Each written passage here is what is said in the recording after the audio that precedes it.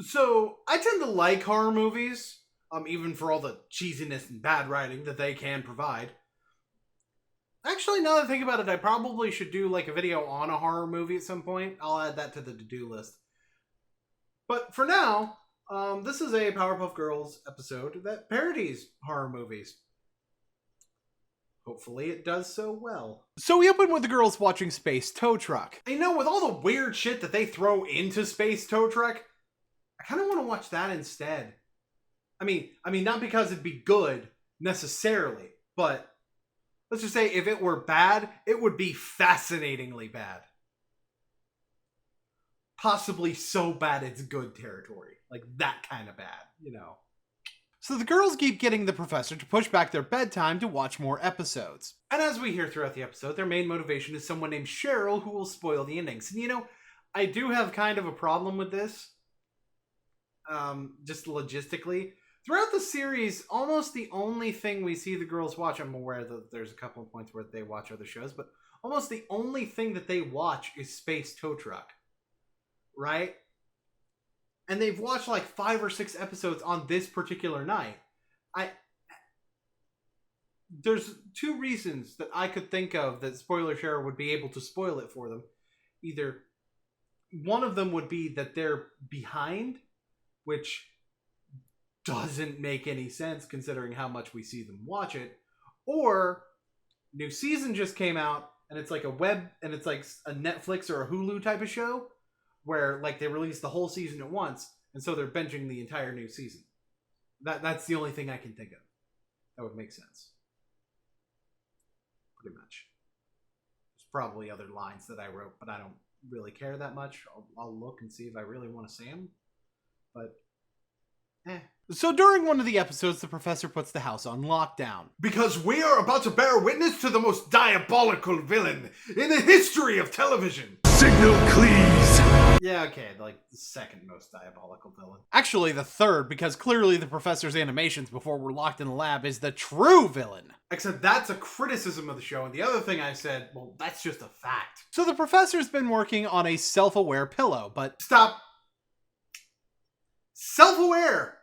Yeah, you done fucked it. The pillow will now put you to sleep instantly. So this is now a horror movie parody, like I said before. Mostly alien. So let me go over everybody's trope. The professor is the scientist. Buttercup is the soldier. Blossom is the leader didgeridoo person. The survivor, basically. Except she doesn't survive. Spoilers. And Bubbles is the useless one. That's pretty much it. So the pillow's apparently going to put all of Townsville to sleep in the middle of the night.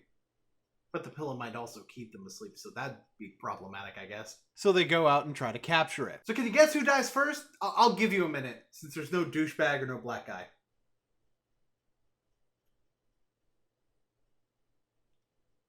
Okay, I'm gonna tell you now. The professor gets put to sleep first when he lets his guard down. And yes, this sounds like a stupid move, especially since he takes off the helmet, which presumably was going to protect him from, like, getting snuggled. But... it makes a lot more sense when you know the twist at the end. Yeah, I'm basically reviewing this as a horror movie now. Hey look, Buttercup actually tries to use her powers to solve the problem. But she also has the aim of a 5-year-old, which now that I say that out loud makes perfect sense. Aw, man, that pillow is casing us!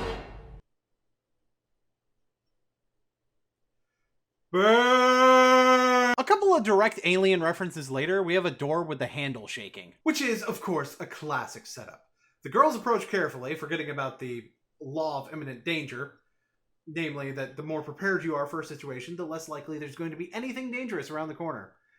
Of course, then again, you're not supposed to remember that trope when you're actually in a horror movie, unless that horror movie is named Scream. I do like the joke they use for the fake jump scare, though. I think having them be scared initially is kind of a nice touch. It adds to the humor. So then the TV cuts to static and... Wait a minute, no. Okay, I don't care that this is like a parody of Poltergeist, because for one, we were doing like a hunter-predator alien type of thing, and now you're doing ghosts, which don't make no goddamn sense. Second of all, wasn't the power out? Like, why is the TV coming on to static when the power was out? And second of all, weren't they watching a show when the power went out? So wouldn't it like come back on to, you know, that show, presumably? I mean, I don't know. Maybe their fucking Netflix Roku box thingamajig, I'm old, is out. That might be an explanation, but I still think it's stupid! There's a big off-screen fight between the Pillow and Buttercup now. And since Buttercup's the soldier, she naturally loses. Yeah, we're just gonna pick up the pace here. They didn't really have a lot of time to do what they wanted to do. I mean, they have like 2 minutes to tell half a horror movie. So, yeah, they kind of get a little bit lazy. For example, by going with a Jurassic Park reference instead of Alien. And you know, I don't really mind. It makes a lot more sense than shifting into Poltergeist, because Jurassic Park is kinda sorta a horror movie. My problem is more with the line delivery, though. Clever, Pillow. Okay, you notice how Blossom sounded kind of badass? And then immediately went into screaming in terror / pain, thus creating an emotive dissonance. I suppose to some people that might be funny, but for me, it kind of detached me from the scene. Especially when you consider the context of what they're referencing. Because with what they're referencing, he's not looking at the raptor when he says that. And he's admiring the cleverness of the raptor. That's why he says, clever girl. He's admiring that, and then realizes where the raptor is. That is why it works there. Here, at least to me, it sounds like a reference for the sake of a reference, which is unfortunate. Bubbles was already getting tired before now, so the final clash between her and the Pillow ends with her falling asleep as she charges in. And we finally end the episode with the big twist reveal.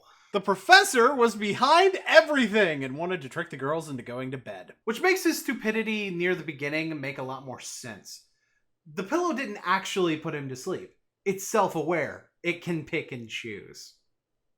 He was just faking it, basically, in order to trick the girls.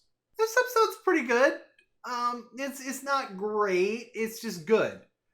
There was kind of a pacing problem, I will admit, that led to many of my problems with this episode. I think the problem in the end with that, though, was actually the extended space tow truck sequences. I mean, don't get me wrong. They were kind of, sort of necessary in order to give the context to why Professor's doing what he's doing. But at the same time, it kind of made it to where the end of the episode was sort of bunched together when it really shouldn't have been. They could have made it work in that time, but they just didn't. That's just what happened, you know?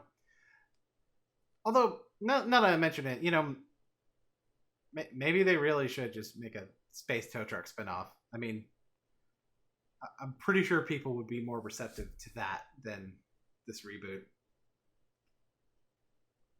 Yeah.